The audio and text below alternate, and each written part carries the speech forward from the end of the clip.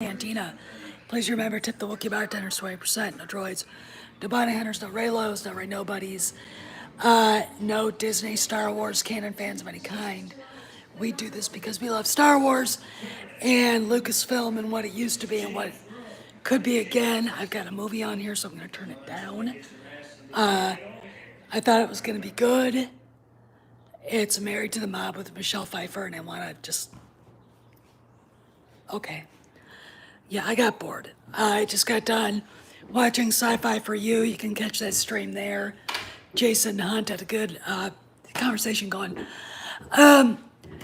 We got a lot to talk about today on one of the Indiana Jones page. It's like the biggest one on Facebook. People are wondering, saying, "Oh well, they're gonna make Indy 5 now," and I'm like, "Are they? Are they?" Let's have this conversation now because it's something I think Star Wars fans and Harrison Ford fans and Lucasfilm fans in general need to talk about. This movie was slated to begin filming in 2017. There have been iterations of the script right when Solo, a Star Wars story, was coming out. The rumors or the story was, and he actually admitted to it, John Kasdan was slated to write the script, and then he just disappeared. They didn't want him. This has been a fuck up for years. This movie had been planned for years, and we're still going. So it's slated to start filming this August, I think, sometime this summer. Harrison Ford is going to be 79 in July. Now, granted, the man is in better shape than most of the male fans I know are. If you look at some of the pictures of some of the people who are whining that he's too old, it's like, I think the guy plays 2 hours of tennis every day. He rides a bike everywhere and he works out. What do you do? Sit in front of your phone or your computer all day? I mean, you gotta move it or you're gonna lose it. All right. So I'm not worried about that exactly, but he is, 79 is, he's old. Wait, he's 9 years older. He's about 7 years older than my father was when my father passed away. Okay. That's not the point. The point is it going to be made? Let's talk about Kathleen Kennedy. We all know what's going on with that. We all know, and today I got into a huge argument with somebody who is basically this dipshit from Britain who, obviously is a spineless little, jellyfish, wandering around, believing that all is well at Lucasfilm. That's stable and everybody, the ship is just going in the right direction. He probably cheered when Gina Carano was fired. Okay. Basically trying to convince me that that what we know. The obvious internal struggles going on at Lucasfilm are a lie, and I blocked him. I told him off. I explained to him why he was wrong. I said this is very easy. This is very easy to find out on your own. If you call yourself an Indiana Jones fan or a Star Wars fan, you should know this already. I don't feel like I have to explain this shit to you. But I did anyway. Explain to him the money that's been. Hey, John.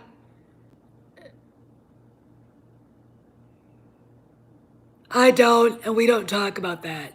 Okay, that you don't bring up replacing Harrison. Okay, you really don't. I don't know. Right now, I think he's the only one of the big three. And what I mean by that is Spielberg and Lucas that wants to revisit the character.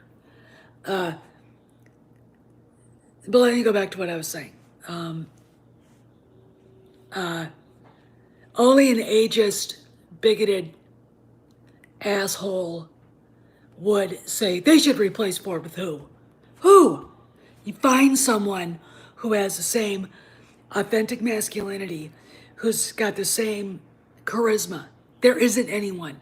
So go sit over in your corner and think about it before you open up your mouth again. Thank you. So this guy was, you can't ignore the problems at Lucasfilm. Everybody now knows that there's a civil war going on. Of course, we don't know what's going on the day-to-day basis of that right now, but we do know. I mean, we haven't gotten any news. No one's been talking about it. It's just very kind of stagnant right now. It's very quiet. So, we got to take what we got and talk about it. But this is going to affect making Indy 5. The rumor has always been Kathleen Kennedy would leave once Indy 5 was complete. Now, in a good year, when she actually had made a success of Star Wars, when she had actually made a success of Lucasfilm in general under her leadership, everyone would be going, this would be a great way to go out. Now it's like, turn around, walk away, don't go near Indy, leave him alone. We don't know what's happening. We do know that they had several writers come and go, including John Kasdan, like I said. Thank God he's not writing the script. Steven Spielberg left, and I'm going to sneeze. Hopefully I won't. He left, and, the public reason was his adopted daughter had an Instagram freakout. The real reason is probably after The Rise of Skywalker.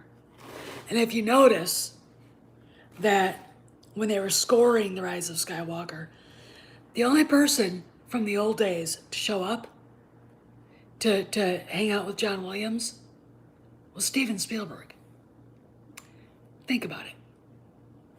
All right, think about it. Lucas didn't show up. That's a big deal. That's a big goddamn deal. Now, why is that?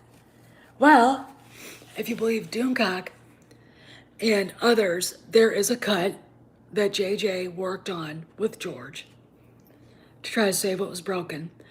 They showed it to the executives, and Kennedy shit her pants and said, no, we have to redo it. And she called for reshoots.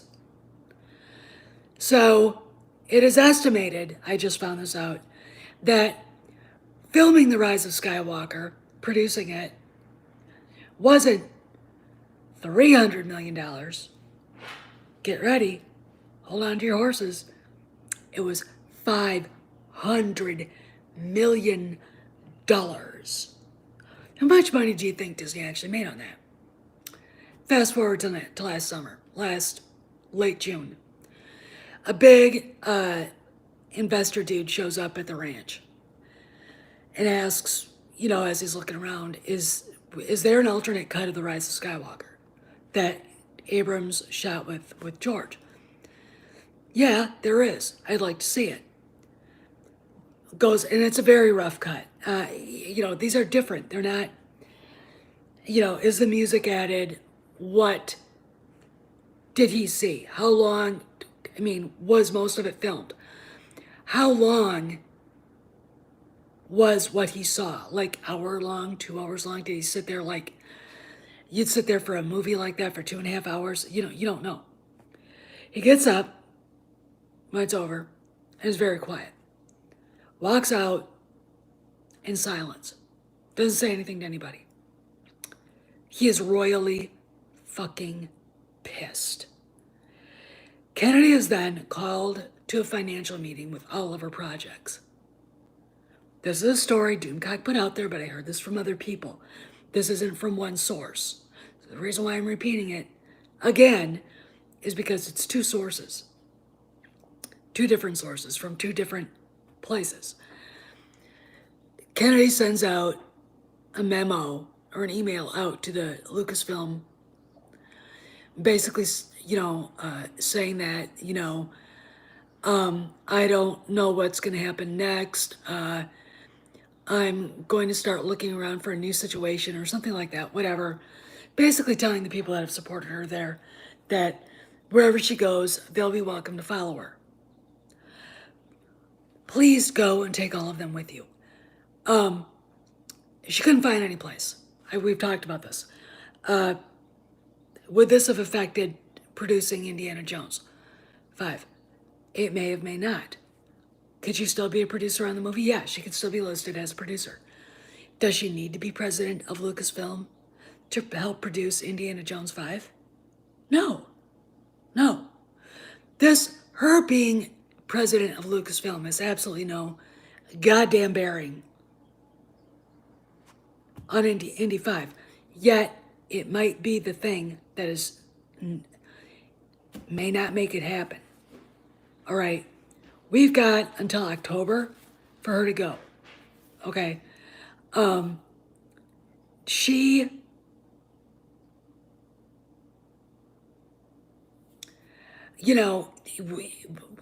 from what everything I've seen in the reaction of her minions through rewriting Ripley, Chapek's non-answer, and basically the politically correct whatever that some people freaked out about.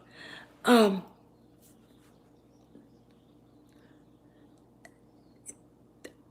would say that the chances of her finishing out her contract are about 50-50. Okay. I would say Indy 5 actually going into filming is 50-50. And it all depends on what other shenanigans she plays. And because I've said this before, I'll say this again. The only person right now who really wants to make this movie, besides Frank Marshall, and who really wants to make this movie of the old school guys, is Harrison Ford. All right, he got to say goodbye to Han, not in the way that it should have happened.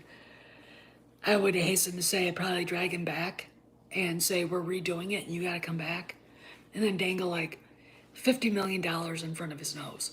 He'd come back for that. And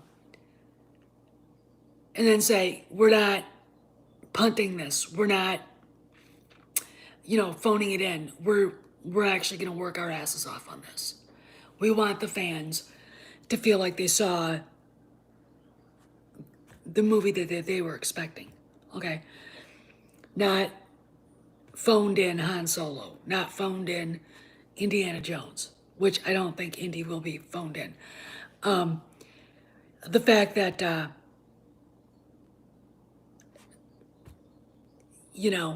that's going on.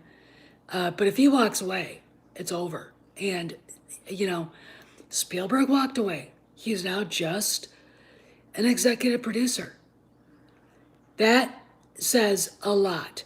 And we know why. I'll go back to what I was saying before.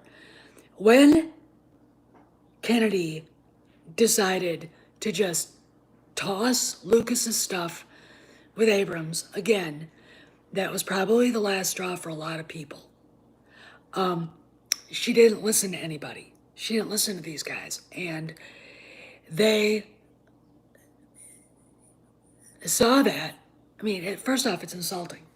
Second of all, they were trying to help her. And, she acted like, I don't care. I don't want your help. I don't want you men's help. And, I think, God knows what they put up there.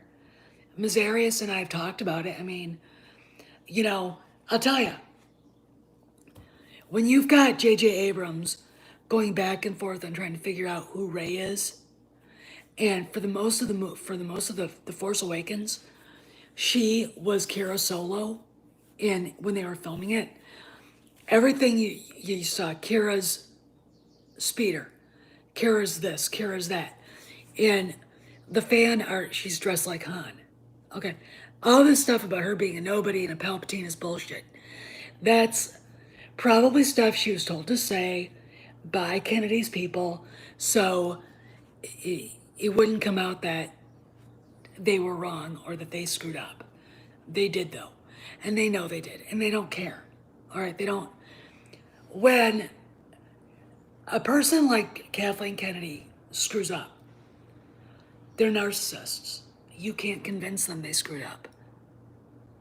And that's the problem. So Spielberg, I think, said, I'm not gonna direct Indy 5. I'm done. And the reason is this. George Lucas is one of his best friends. They've been friends, I think, since the late 60s, to be honest. They used to follow Francis Ford Coppola all over the place, like, a little flock of, ducklings on the Warner Brothers lot. Him and John Milius, Brian De Palma, I think Zemeckis was involved with that, and George Lucas, and a few other people. Like hen duck with her ducklings. That's what they used to do. And they were like desperados in lots of ways, too. They were like the Mavericks and the Desperados. And you can't be I mean, she's an interloper. Okay, sure, she's been there since 77 amongst them, but she is an interloper. Okay, she is an interloper. She wasn't there when they were trying to get their feet into Hollywood. When she got there, those guys were all ready, rocking and rolling. Spielberg had just directed Jaws, Close Encounters. Lucas had directed and written American Graffiti and Star Wars, and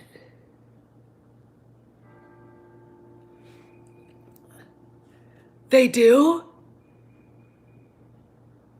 I might have to go look at that, the Fandalorian, huh? That's interesting.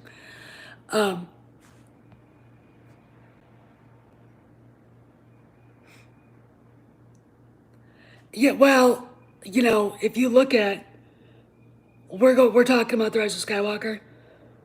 If you look at how much it costs to make it, and I saw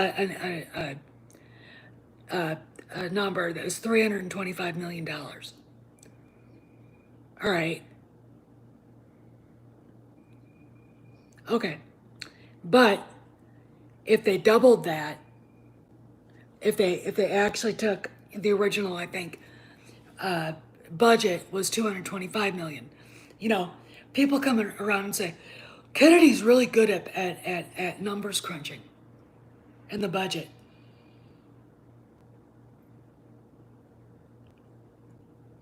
In whose mind is that? When did this happen? Because I am looking at budgets that blew up exponentially. The Rise of Skywalker. Solo, a Star Wars story. Literally 80% of that movie or more was refilmed. So add the 225 million, that's what they were given, to make the movie, and then add maybe almost the same amount, okay, to that. And that's how much I spent on making the movie. Rogue One. The only movie that they didn't spend any money on reshoots is The Last Jedi.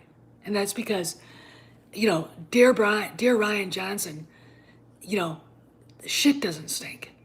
Think about it. It's just really, really, really fascinating to me. And how badly it could go. And it's all Kennedy. You know what, Sin and Dave? I bet you they've done that. I'll bet you they've done that. I bet you Chapek had that done. Remember when I said the financial guy showed up?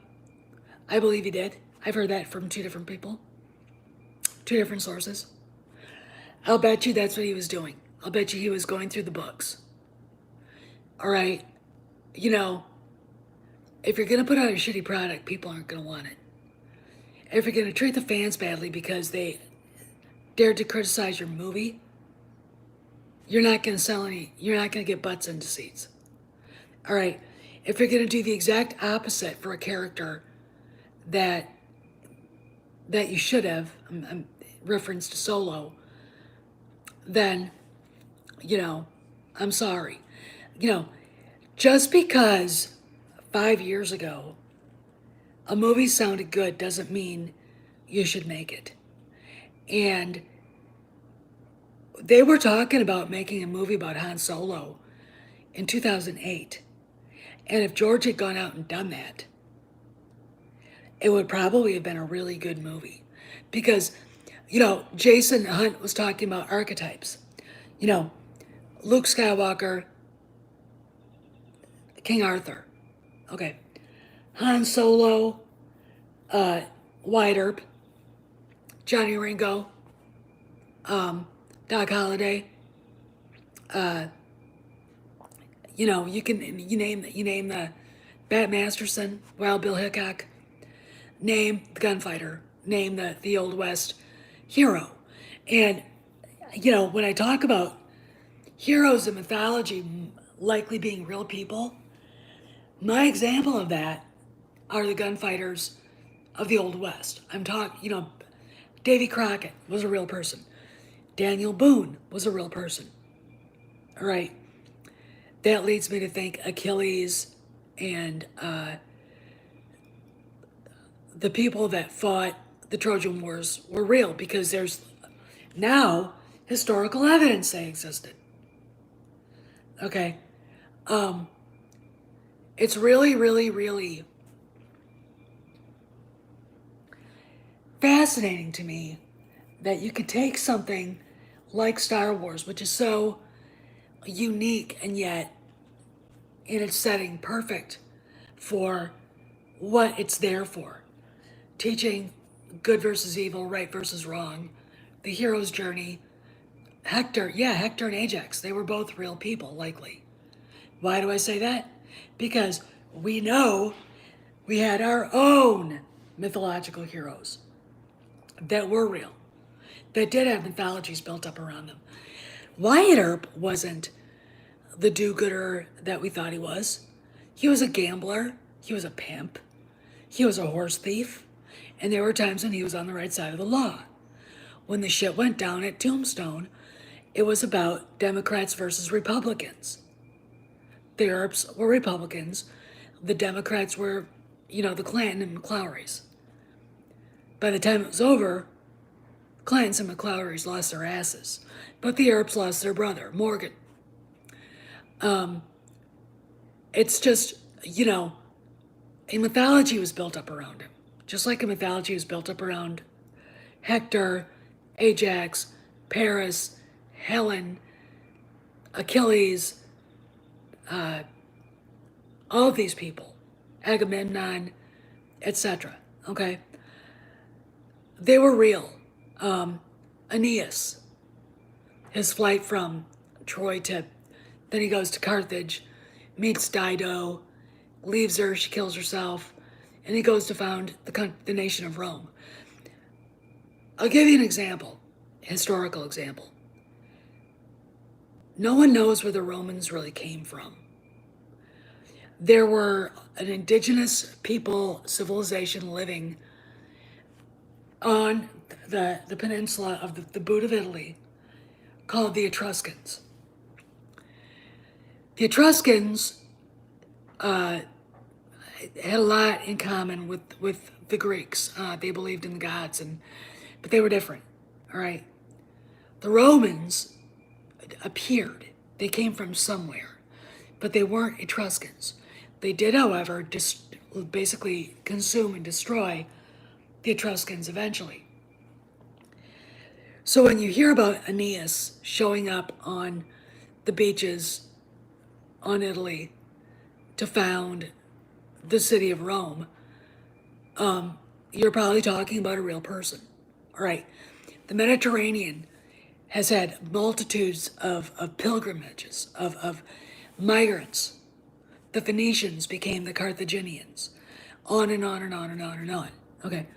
Then, of course, where Israel and Palestine are, it's like a gateway for armies. The Babylons, the Assyrians, the Babylonians, the Assyrians, the Persians, the Hittites, the Egyptians, the Greeks under Alexander, and then the Romans. All right. All the stories and the mythologies that were built up around the people that started all this, like Scipio Africanus fighting Carthage, Hannibal, the Carthaginian general, uh, you know, they were all real people, all right? George Washington himself, yeah, I cannot tell a lie, I chopped down the cherry tree. The reason why people create stories like that about people like George Washington is to explain to us, the posterity, how honest he was. And it is a fact, a historical fact, that he was a very, very honest man. He was a very gracious leader. And when they created all these stories about him, they wanted to give you the idea of just what kind of leader he was, what kind of a man he was. So when I look at these things, and I look at the archetypes of Luke, Han, if Luke is King Arthur, Han is Lancelot de Lac. Okay. If I look at Luke thinking he's Aeneas, because there's an image of Aeneas carrying his son on his shoulders holding his father's hand. He's carrying the past, he himself is the present, and his future and the future of Rome on his shoulders. Okay, we have other founding myths of Rome, Romulus and Remus. It gives you the idea that the wolf was the mascot of Rome. All right, but when you look at Star Wars, so much of that is built into the characters and more because they're truly unique in a whole brand new mythology to themselves. Han, Lancelot du Lac, with a lot of Wyatt Earp, Bat Masterson, Wild Bill Hickok, that American rugged individualism. I've said this before, I'll say it again. When he slid into the booth at the Cantina and A New Hope, I recognized that guy. Not because I'd seen him in Gunsmoke or Kung Fu. I recognized the character as somebody that I'd seen before in Westerns. This is where Star Wars becomes a piece of American mythology set with classical mythological themes against a space opera, which I think makes it entirely different from anything. And of course, you've got the influence of Japanese culture, Buddhism. When you get into the prequels, you've got a lot of echoes of Shaolin monks for the Jedi and all that stuff, which is fascinating. But it gives a sense that this is a whole new different world. But these are people we're familiar with in a different setting. And that's what's really cool about it. That's why The Mandalorian works. That's why when you hear the Mandalorian theme music, it sounds like, the spaghetti western, Clint Eastwood's, those movies, that soundtrack. But let's go back to Indiana Jones. I will be very pleased and shocked if it makes it to filming. Because the first day of principal photography starts, that's the day we can all go, oh my God, it's actually happening. Because you know, and will Kennedy's issues affect it? I'd say yeah. Yeah, they have to. I mean, you know, you can't deny that. Is she going to force some SJW stuff? And this is where I think you see Harrison Ford saying, I don't want to do this. And if that's the way you want to go, then I'm not doing it. I'm done. And if that happens, he's gone. If James Mangold leaves, he's gone. But it all depends on what happens with Kennedy. And she really doesn't have to be president of Lucasfilm to get Indy 5 done and in the can. In fact, I don't see why she should be there at all. But that's just me. Okay, I'm, whatever. Anyway, I kind of want to talk about this because to me it's really interesting. To me, it's very,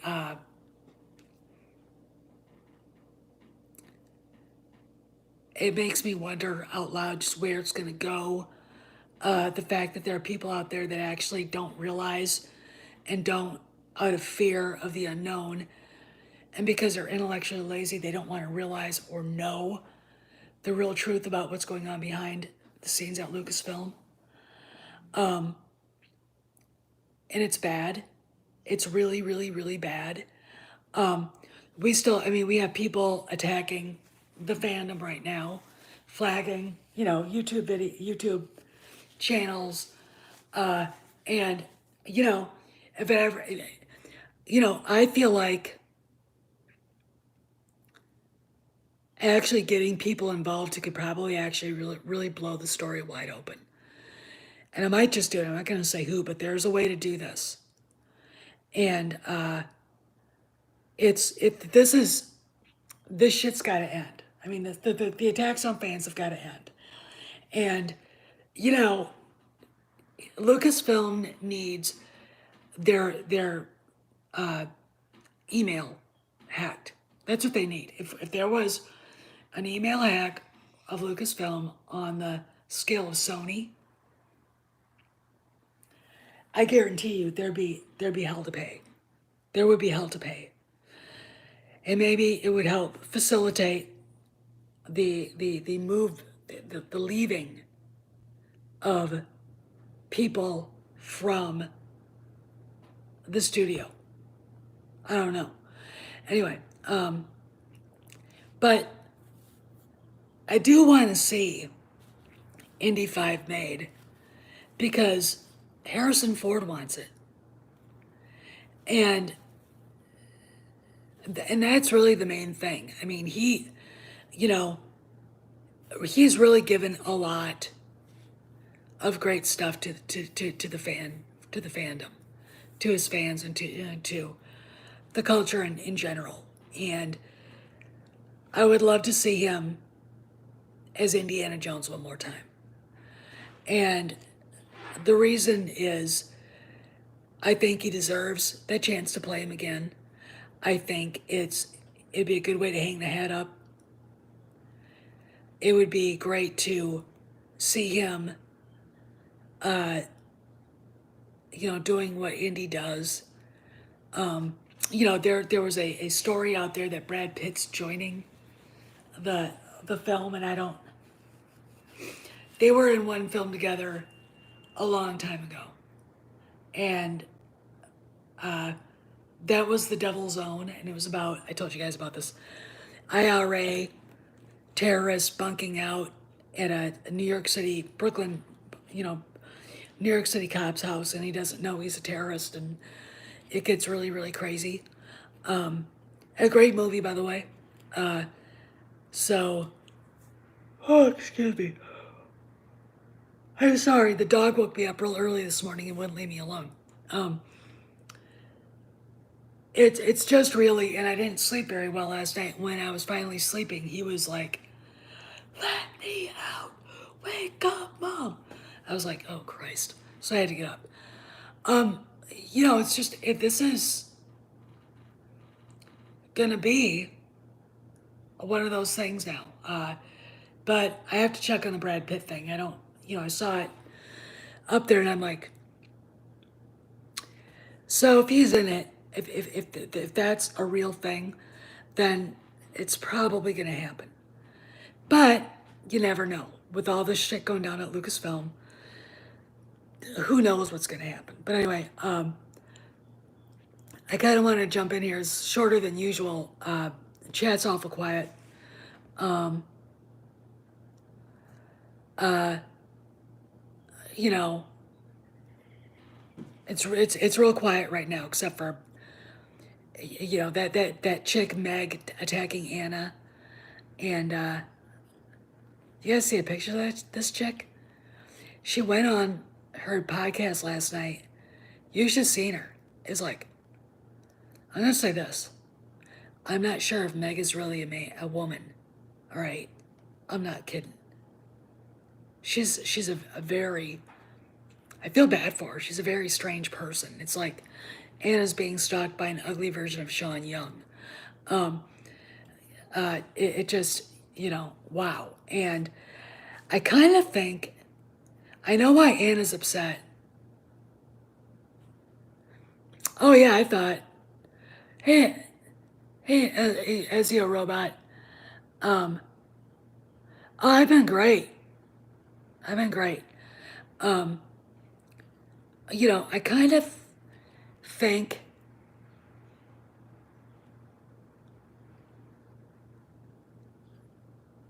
I thought,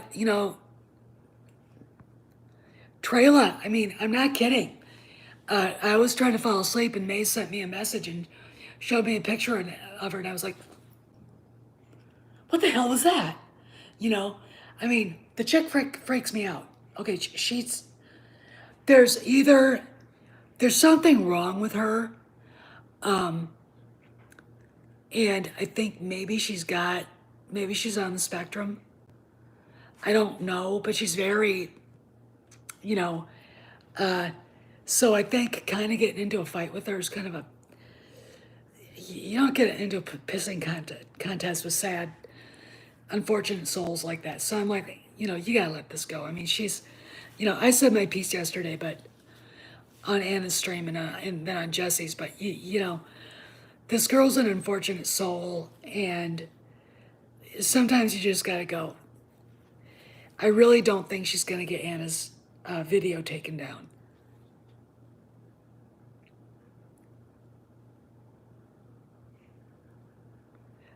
It was pretty interesting, but I went to bed. I was tired.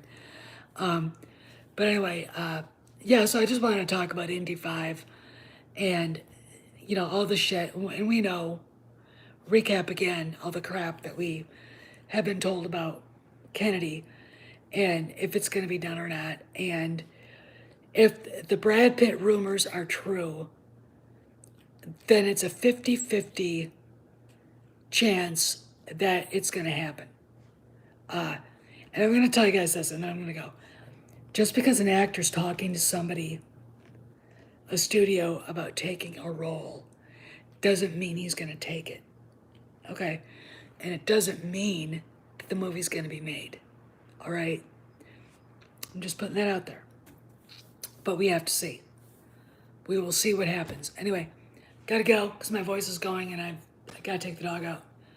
I'll see you around the galaxy, guys.